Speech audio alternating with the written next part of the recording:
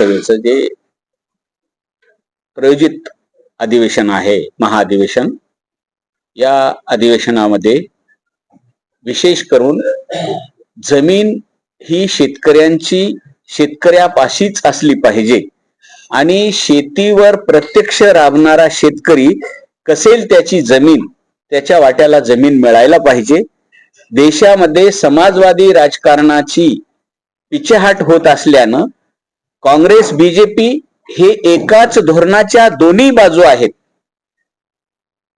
Secular आणि धार्मिक आंतरविरोध सांगत असले तरी खाजगीकरणाचा अजेंडा दोघाचा एक आहे, भांडवलशाहीला पोचण्याचा अजेंडा दोघाचा एक आहे आणि ते देशातल्या आम जनतेला जमिनीच्या हक्कापासून वंचित करत आहेत, रोजगाराच्या हक्कापासून वंचित करत आहेत.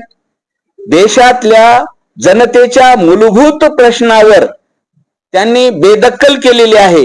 उपभोगवादी समाजासाठी, भांडवलशाहीच्या प्रगतीसाठी संपूर्ण देशाची अर्थव्यवस्था भांडवलशाहीच्या केंद्राभोवती फिरत आहे आणि अखिल भारतीय किसान मजदूर सभा वर्ग आधारावर, ना जात आधारावर ना धर्म आधारावर, वर्ग आधारावर या ठिकाणी शेतकऱ्यांचा, शेतमजुरांचा, कामगारांच्या सहकार्याने वर्ग संघर्ष विकसित करून नवलोकशाहीवादी क्रांतीसाठी या अधिवेशनाच्या निमित्ताने आम्ही जनतेचा संघर्ष विकसित करण्याचा आमचा संकल्प आहे.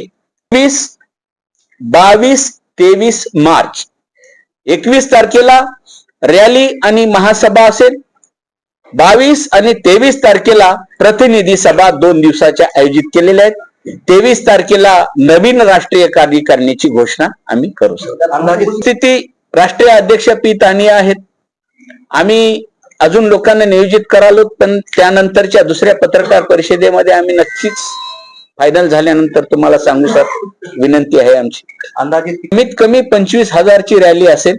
प्रत्येक राज्याला एक छोटा छोटा कोटा दिलेला आहे. पूर्ण देशातून लोक येणार आहेत आणि जास्तीच्या लोक जमवणे हा आमचा हेतू नाही. लोकांचा संघर्ष विकसित करणे हा आमचा हेतू आहे. अधिवेशनाचे ठिकाण नवा मोंढा जाहीर सभेचा असेल आणि प्रतिनिधिक सभा आमचा जे हॉल जे फिक्स होईल ते 1-2 दिवसामध्ये फायनल होईल. आमची चालू आहे, म्हणजे कुठं आम्हाला सुटेबल वाटेल ते चालू, पण मार्केट यार्ड हे कंपल्सरी आहे.